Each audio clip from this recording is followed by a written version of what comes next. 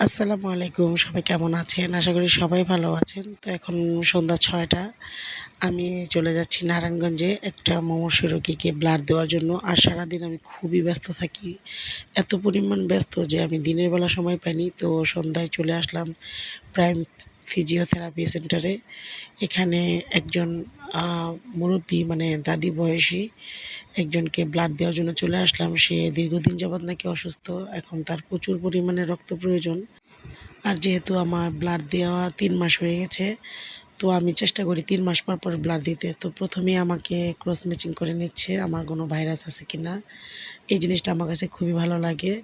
আর ৩ মাস পর, পর দেখা হয় আরকি আমি সুস্থ কিনা অসুস্থ আ এটা যাচাই হয়ে যায়। তো আলহামদুলিল্লাহ ৩ মাস বা ৪ মাস পর, পরে আমি ব্লাড দেই। এবার আমি ৪ মাস পরে ব্লাড দিতে চলে আসলাম। আর ব্লাড দেওয়ার সময় আমার একটুও খারাপ লাগে না। ১ম একটু খারাপ লাগতো কিন্তু এখন আমার কাছে ব্লাড না দিলেই খারাপ লাগে। ব্লাড দিলে আমার কাছে খুবই ভালো লাগে। তো যাই হোক এখন ব্লাড দিয়ে আমি তাড়াতাড়ি বাসায় চলে যাচ্ছি কারণ ৯টা বাজে আমার আবার একটা প্রোগ্রাম আছে।